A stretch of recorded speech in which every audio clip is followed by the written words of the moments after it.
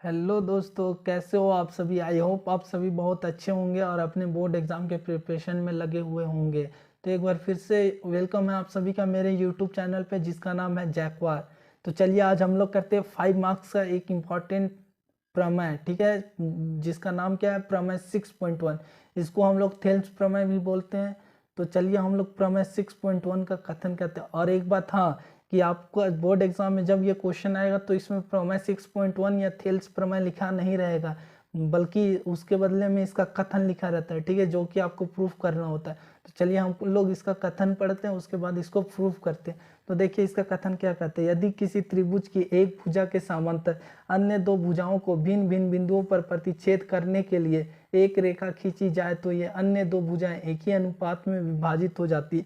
तो इसमें क्या बोला जा रहा है कि एक त्रिभुज है, उसकी एक भुजा के समांतर एक रेखा खींचना है जो उसके अन्य दो भुजाओं को भिन्न भिन्न बिंदु पर प्रतिच्छेद करेगी, ठीक है। तो चलिए पहले हम लोग फिगर बना लेते हैं इसका। तो देखिए अभी हम लोग इसका फिगर बना रहे हैं, मतलब एक त्रिभुज बना रहे हैं। ये आप लोग का एक त्रिभुज ऐसे बनाना है आप लोग को, एक त्रिभुज, ठीक है। इसका नाम रखना है, मैं नाम रख दे रहा हूँ ABC, ठीक है। ये त्रिभुज मैंने बनाया, इसका नाम क्या है, त्रिभुज ABC।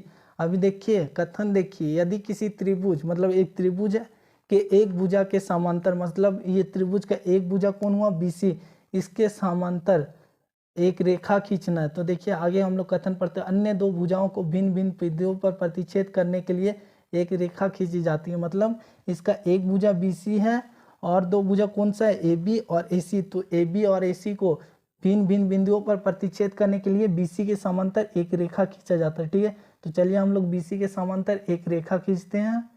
ये देखिए हम लोगों ने BC के समांतर एक रेखा खींचा है, ठीक है, जिसका नाम क्या है, DE, ठीक है। तो चलिए हम लोग इसको देखते जाते हैं और इसको सॉल्व करते जाते हैं, ठीक है। तो पहले आपको क्या करना होता है, प्रमेय में सिद्ध ये दिया है लिखना होता है, दिया है, ठीक है। तो दिया है जो हिंदी में लिखेंगे वो दिया है लिखेंगे, और जो इंग्लिश में लिखेंगे वो लिखेंगे गिवन, ठीक है। हड़बड़ाना नहीं है, डरना नहीं है, बहुत ईजी है, बहुत इत्मीनान से आ जाएगा आप लोग का 5 मार्क्स, ठीक है। पूरा एंड तक वीडियो पे बने रहें और चैनल को लाइक और सब्सक्राइब जरूर करें जो लोग नए होंगे, ठीक है। तो चलिए हम लोग देखते हैं क्या क्या दिया हुआ है। तो ABC एक त्रिभुज है, ABC एक त्रिभुज है, ABC एक त्रिभुज है जिसमें भुजा BC के समांतर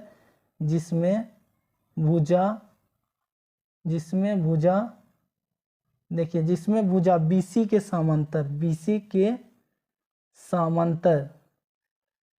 के समांतर एक रेखा DE खींची गई है, रेखा DE खींची गई है। यहाँ तक देख लिया आप लोग। जो AB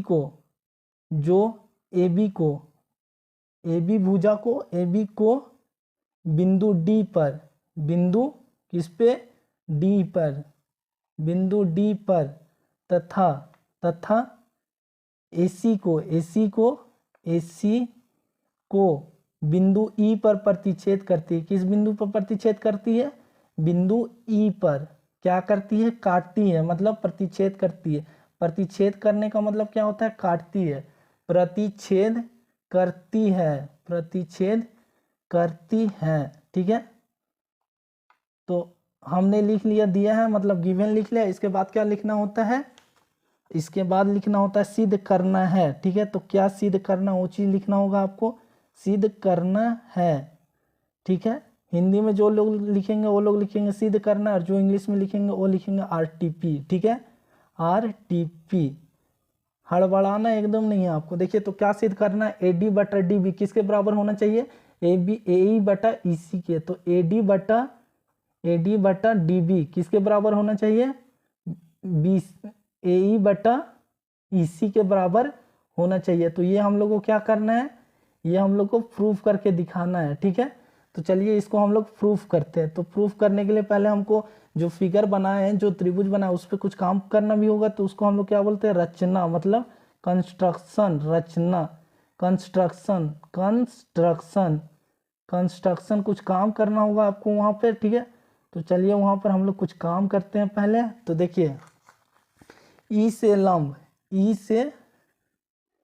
से लंब ई एन डाला, किस पे डाला, ए बी भुजा पे, और डी से डी एम लंब किस पे डाला, ए सी भुजा पे, ठीक है। और बी को ई से, बी को किससे मिलाया, ई से, तथा सी को किससे मिलाया, डी से मिलाया, ठीक है।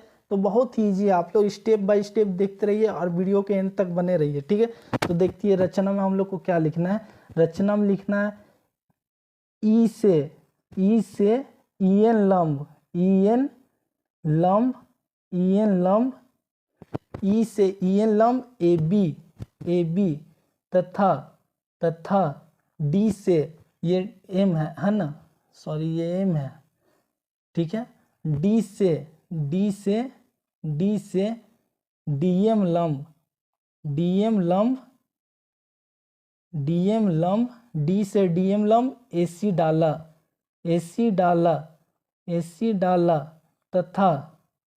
तथा बी को ई से, और सी को किससे मिलाया, डी से मिलाया, और सी को डी से मिलाया, तो ये हमने रचना भी कर लिया, मिलाया, ठीक है। देखिए शुरू से एक बार और देख लेते हैं, दिया है गिवन में क्या दिया है, ए बी सी एक त्रिभुज है जिसमें भुजा BC के समांतर एक रेखा DE खींची गई है, जो AB को बिंदु D पर तथा AC को बिंदु E पर प्रतिच्छेद करती है। सिद्ध करना है, मतलब RTP, क्या प्रूफ करना है, ठीक है। तो AD बटा DB होना चाहिए, किसके बराबर होना चाहिए, AE बटा EC के बराबर होना चाहिए। अब रचना, कंस्ट्रक्शन, ये त्रिभुज जो बनाए उस पर हम लोग को कुछ काम भी करना होगा। तो चलिए देखते हैं इसमें क्या काम किए। ई से EN लंब AB तथा D से DM लंब AC डाला, तथा B को E से और C को D से मिलाया। तो ये मेरा यहाँ तक कंप्लीट हो गया। अब इसके बाद हमको प्रमाण करना है, ठीक है, मतलब प्रूफ करना है कि कैसे ये दो भुजाएं एक ही अनुपात में विभाजित हो जाती है। तो पहले आप लोग जल्दी से फटाफट इसका स्क्रीनशॉट ले लो, ठीक है। मेरे पास अभी नीचे बना नहीं है जगह, तो मैं दूसरा भी पेपर लेता हूँ, उस पर अभी हम लोग प्रमाण करते, ठीक है।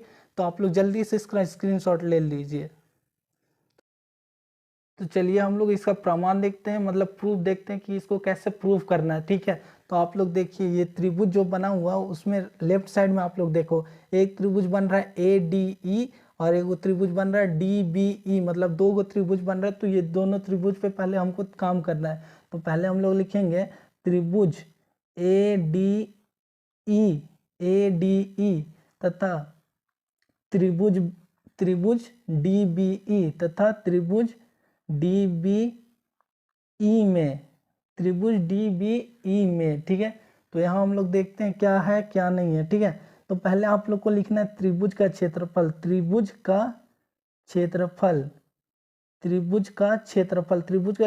क्या होता है, 1/2 इंटू आधार इंटू ऊंचाई होता है, ठीक है। आप लोग को पता होगा आधार इंटू ऊंचाई होता है, ठीक है। तो हमको इसका और इसका क्षेत्रफल निकालना है, ये दोनों त्रिभुज का, ठीक है। तो यहाँ पर लिखना है त्रिभुज ADE का क्षेत्रफल बट्टा में क्या लिखना है, त्रिभुज DBE का क्षेत्रफल, DBE का क्षेत्रफल, ठीक है। दोनों को बट्टा में लिखना है, बराबर। आप लोगों को पता है त्रिभुज का क्षेत्रफल 1/2 इंटू आधार इंटू ऊंचाई होता है, ठीक है। तो त्रिभुज ADE का क्षेत्रफल पहले देखते हैं, 1/2 इंटू आधार, तो इसका आधार क्या हुआ, AD हुआ। ADE जो त्रिभुज है उसका आधार कौन सा हो जाएगा, AD हो जाएगा, ठीक है। तो आधार AD इंटू ऊंचाई क्या होगा, EN ऊंचाई होगा और AD आधार होगा, तो ऊंचाई EN, ठीक है, जो हम लोगों ने लंब डाला था। अब दूसरे त्रिभुज का देखते हैं DBE में, इसमें क्या होता है, तो इसका भी होता है 1/2 इंटू इसका आधार हो जाएगा DB, ठीक है, DB हो जाएगा, और इसका ऊंचाई क्या हो जाएगा, ऊंचाई सेम रहता है, ये जो लंब डाला वो तो मैंने ए बी पे डाला था ना, इसीलिए इसका भी ऊंचाई ई एन हो जाएगा, ई एन। ठीक है, तो यहाँ पर देख रहे हैं हम लोग कि जो जो कट रहा है उसको कैंसिल कर देना, मतलब काट देना। तो ई एन सेम है, बट्टा में तो कट जाएगा। ठीक है, ये कट गया और 1/2 भी कट गया। ठीक है, एक ही बार में पूरा को काट देना। तो मेरे पास क्या आया, त्रिभुज ए डी ई का क्षेत्रफल बट्टे में किसका क्षेत्रफल है, त्रिभुज डी बी ई का क्षेत्रफल। ठीक है, तो मेरे पास क्या बचा, ए डी बटा डी बी, डी है ना, ए डी बटा डी बी। तो ये क्या होगा, समीकरण 1। अब देखिए, अब दूसरे पे देखना। अब समीकरण 1 बना लिए। अब त्रिभुज, एक और त्रिभुज बन रहा है राइट साइड में, देखिए ए ई डी और दूसरा त्रिभुज बन रहा है ए ई सी डी। दो त्रिभुज इसमें भी बन रहा है। एक त्रिभुज क्या है, ए ई डी, तथा दूसरा त्रिभुज क्या है, ई सी डी, तथा त्रिभुज ई सी डी में। ठीक है, तो ये मेरा दूसरा बन रहा है। ठीक है, तो इसमें चलिए हम लोग देखते हैं। त्रिभुज का क्षेत्रफल आप लोग को पता है, ये लिखने का आप जरूरत नहीं है, डायरेक्ट आप लोग को क्या लिखना है, त्रिभुज ए ई डी का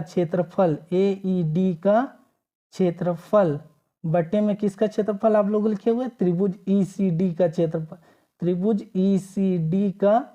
क्षेत्रफल, तो क्षेत्रफल, त्रिभुज के क्षेत्रफल का फॉर्मूला पता है, 1/2 इंटू आधार इंटू ऊंचाई। तो ऊपर वाले का देखते हैं, त्रिभुज ए ई डी का क्षेत्रफल 1/2 होगा, इंटू इसका आधार क्या हो जाएगा, इसका आधार होगा राइट साइड में, देखिए। ठीक है, फिगर के राइट साइड में ए ई डी त्रिभुज है, तो इसका आधार हो जाएगा ए ई, और इसका ऊंचाई क्या होगा, जो हम लोगों ने लंब डाला था एसी पे, डी एम, तो इसका ऊंचाई हो जाएगा डी एम। ठीक है, ये हो गया ऊपर वाले का। अब ईसीडी का क्षेत्रफल देखते, तो इसका होगा 1/2 इंटू ई सी डी, इसमें आधार क्या हो जाएगा, त्रिभुज ई सी डी में आधार होगा ईसी, ये आधार होगा, और लंब वही डीएम होगा इंटू डीएम। तो देखिए, जो जो कैंसिल हो रहा है उसको काट देना, मतलब कैंसिल करता है, डीएम कट रहा है तो काट दिए, 1/2 दोनों में है तो दोनों कैंसिल हो गया। ठीक है, तो इसमें मेरे पास क्या बचा, चलिए देखते क्या बचा, त्रिभुज ए ई डी का क्षेत्रफल बट्टा में त्रिभुज ई सी डी का क्षेत्रफल। मेरे पास क्या निकल के आया, तो मेरे पास निकल कर आया ए ई बटा ई सी, इसको क्या मानना है, समीकरण 2। ठीक है, अब देखिए ये यहाँ तक हो गया। ठीक है, तो आगे अब हम लोग देखते हैं। तो यहाँ नीचे आप लोग देख, यहाँ पर, ठीक है, यहाँ पर आप लोग को दिख रहा होगा, तो मैं दिखाता हूँ आप लोग को आगे। ठीक है, तो देखिए अब क्या करना, अब देखिए यहाँ पर लिखना चूंकि त्रिभुज डी बी ई तथा त्रिभुज ई सी डी एक ही आधार तथा एक ही समांतर रेखाओं के बीच में स्थित है। ठीक है, कौन कौन त्रिभुज, डी बी ई तथा ई सी डी एक ही आधार में है ना, और दोनों एक ही समांतर रेखाओं के बीच स्थित है, तो दोनों त्रिभुज आपस में बराबर हो जाता है। ठीक है, जो आधार और समांतर रेखाओं के बीच में स्थित रहते हैं जो त्रिभुज, वो दोनों त्रिभुज आपस में बराबर हो जाते हैं। तो यहाँ पर आप लोग को लिखना है चूंकि त्रिभुज डी बी ई तथा त्रिभुज ई सी डी एक ही आधार तथा एक ही समांतर, इसको ऊपर कर लेते, एक ही समांतर रेखाओं के बीच स्थित है, समांतर रेखाओं के बीच स्थित है,